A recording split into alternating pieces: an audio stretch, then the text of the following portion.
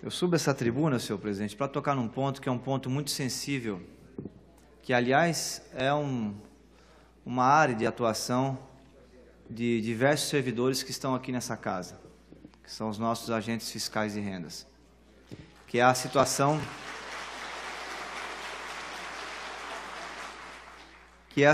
da arrecadação dos impostos, porque, afinal de contas, o processo político ele tem a sua complexidade, mas tem também a sua simplicidade, que é basicamente decidir quem paga os impostos, a quantia que se paga e como é que se divide, quais serão os setores, os vencedores e os perdedores no processo de distribuição desses recursos arrecadados. E eu montei aqui, com diversos outros parlamentares, uma frente parlamentar para aprofundar o debate sobre as desonerações fiscais.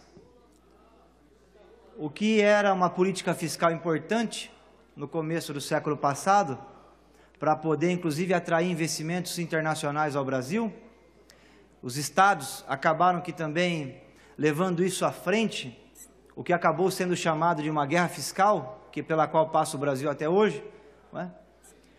O dado concreto é que a política fiscal acabou sendo transmutada nos últimos anos no Brasil em desonerações fiscais. Alguns setores ganham e outros setores perdem com as desonerações fiscais. Nós levantamos esse tema aqui na casa, a necessidade de se aprofundar as investigações em torno disso, por uma simples razão. O Tribunal de Contas da União fez um estudo sobre as desonerações do Brasil na última década e levantou 3 teses. A primeira, é preciso colocar tempo nas desonerações fiscais. Desoneração fiscal atemporal é ilegal, imoral e também fere, inclusive, o princípio básico da administração pública, que é a sua finalidade.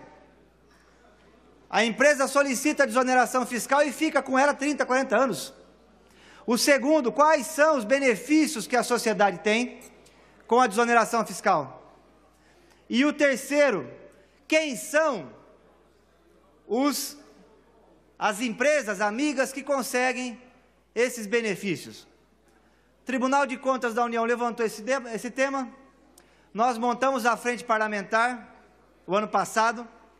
Pela primeira vez, eu quero aqui dizer, o deputado Vignoli, que foi relator do orçamento, deu um passo à frente e conseguiu, pelo menos, que nós identificássemos as cadeias produtivas beneficiárias. Nós pudemos identificar o setor do agronegócio, quanto que recebeu de desoneração fiscal, a indústria e o comércio, pela primeira vez aqui em São Paulo. E a LDO chegou essa semana.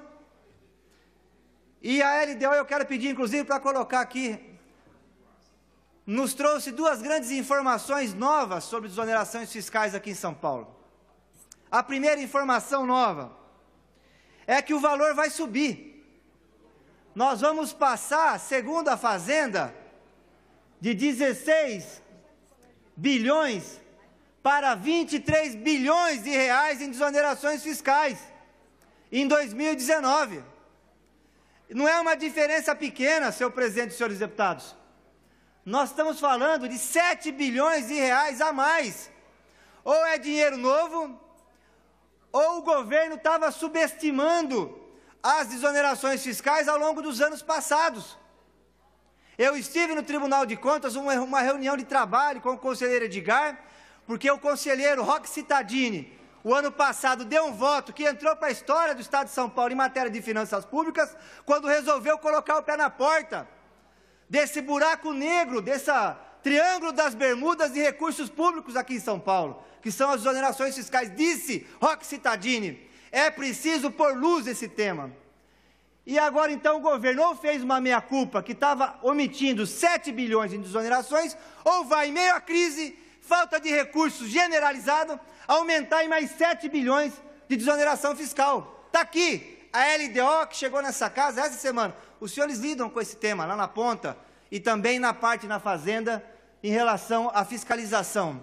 Só para concluir, senhor presidente, a preocupação que fica E a segunda, eu já encaminhei um requerimento ao relator da LDO, e quero deixar registrado aqui de público, porque mais uma vez na LDO não foi informado o CNPJ das empresas beneficiadas. Ah, mas a empresa, por conta da guerra fiscal, não pode ser exposta. Então não peça desoneração. É dinheiro público. Para concluir, deputado. O servidor público dessa casa tem seu olerite na internet. Todos os servidores que estão aqui estão expostos. Qualquer um do povo pode checar o olerite. A empresa consegue 1 bi 500 milhões e ninguém pode ficar sabendo. Para concluir, deputado Raul Marcelo. Esse é o primeiro ponto. Segundo, eu quero pedir um esclarecimento ao relator. Já passou 1 minuto. Que diga da onde são esses 7 bilhões de reais. São novas desonerações ou são desonerações antigas? E quero deixar claro para cá, senhor presidente, que entrei com um projeto para jogar à luz esse tema e acabar com o obscurantismo em torno das desonerações fiscais aqui no Estado de São Paulo. Muito obrigado.